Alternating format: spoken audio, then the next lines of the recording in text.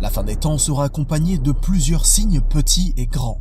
Parmi les grands signes de l'arrivée de la fin des temps figurent 4 signes particulièrement soulignables.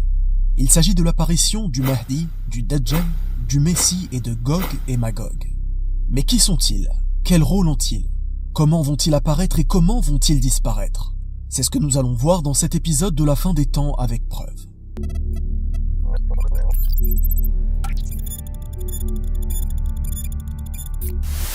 À l'approche de l'heure, un homme portant le même nom que le messager d'Allah sallallahu alayhi wa sallam apparaîtra. Le père de cet homme portera aussi le même nom que le père du prophète sallallahu alayhi wa sallam, Abdullah. Allah, par son biais, donnera la suprématie à la religion et il régnera 7 années, pendant lesquelles justice et équité viendront submerger ce bas monde. L'argent sera donné à profusion et les bienfaits de cette terre se multiplieront. À quoi ressemblera-t-il? Certaines preuves religieuses nous rapportent qu'il aura le front dégarni et le nez aquilin, c'est-à-dire légèrement courbé.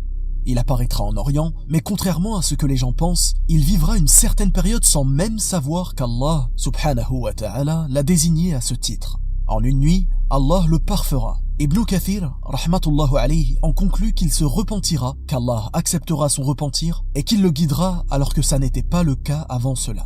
Tout ceci durera un certain temps, mais par la suite, le mal apparaîtra.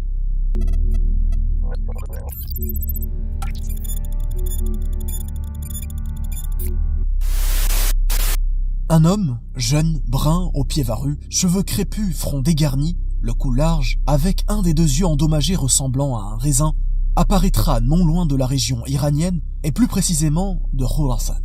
On pourra distinguer entre ses yeux le terme kafara ou kafir, qui signifie mécréant. Cette écriture sera visible pour les croyants et invisible pour les non-croyants. Il est aussi rapporté qu'il ne pourra pas enfanter et sera stérile. Il parcourra la terre sans ne manquer aucune cité, sauf Médine et Mecca où il lui sera impossible de pénétrer, ces cités étant gardées par des anges. Il accomplira des miracles qui tromperont les gens. Abu Umama, radiyallahu anhu, nous rapporte que le Dajjal dira à un homme: « Si je ressuscite ton père et ta mère, attesteras-tu que je suis ton Seigneur ?» L'homme dira « Oui ». C'est alors que 2 démons se manifesteront sous la forme de son père et de sa mère, en disant « Ô fils, suis-le car il est ton Seigneur ». D'où l'importance de l'unicité comme le fait de savoir que seul Allah, subhanahu wa ta'ala, donne la mort et la vie, et ceci fait partie de sa seigneurie. Aussi il fera croire aux gens qu'il fait tomber la pluie, qu'il fait pousser les denrées et favorise le bétail alors qu'Allah, subhanahu wa ta'ala, est le seul gérant. En réalité, tous ces miracles seront réalisables uniquement par la volonté d'Allah. Mais pourquoi donc Allah, subhanahu wa ta'ala, lui laissera l'opportunité de faire tous ces miracles? Dans le but d'égarer plus profondément ce faux messie, et afin que périsse celui qui doute d'Allah, subhanahu wa ta'ala, et soit sauvé celui qui a la certitude. En bref, tout ceci sera une épreuve et un test pour les croyants. Plus la personne reniera le faux messie en étant accrochée à sa croyance, plus sa foi augmentera. Quelle sera donc la meilleure arme contre Dajjal à ce moment-là? At-Tawhid, le fait d'unifier Allah dans ses actes, dans son adoration et dans ses noms et attributs. Aucun trouble ne sera plus important que celui du faux messie. Seule une minorité de croyants échappera au faux messie et viendra alors l'heure de la descente de Isa ibn Maryam, alayhi salam, Jésus, prophète et messager, sur le minaret blanc à l'est de Damas.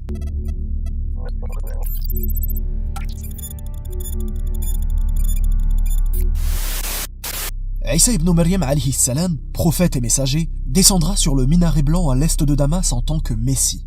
À quoi ressemble-t-il? Les textes rapportés le décrivent de la sorte. C'est un homme de taille moyenne, ni long ni court, brun, la poitrine large et les cheveux plats. Il a une chevelure peignée et pommadée en dessous des oreilles qui emplit l'espace entre ses épaules. Lors de sa descente, il sera vêtu de 2 pièces d'étoffe de teinte jaunâtre, posant les mains sur 2 ailes de 2 anges. Son haleine s'étendra aussi loin que s'étend sa vue. Tout mécréant qui la sentira mourra sur le champ. Allah subhanahu wa ta'ala nous informe dans le Coran que Isa alayhi salam sera un signe pour la fin des temps. Mais pourquoi donc descendra-t-il sur la terre à la fin des temps? Ceci pour prouver que les injustes ne l'ont pas tué et ne l'ont jamais crucifié. Ce sera aussi la preuve qu'il n'est pas le fils de Dieu comme le prétendent certaines croyances égarées. Ces personnes se rendront compte de l'injustice énorme dont ils font preuve, car il est un prophète et messager comme tous les autres. Ce sera lui qui portera le coup fatal au faux messie Ad-Dajjal. Il fera de nouveau régner la paix et l'équité sur cette terre pour une période. Est-ce qu'il mourra? Oui, comme tous les êtres humains. Et après sa mort, les croyants prieront pour lui comme on prie pour les défunts lors des prières mortuaires. Mais avant sa mort, la terre connaîtra alors une période de grands troubles dans laquelle Isa alayhi salam aura un rôle extrêmement important.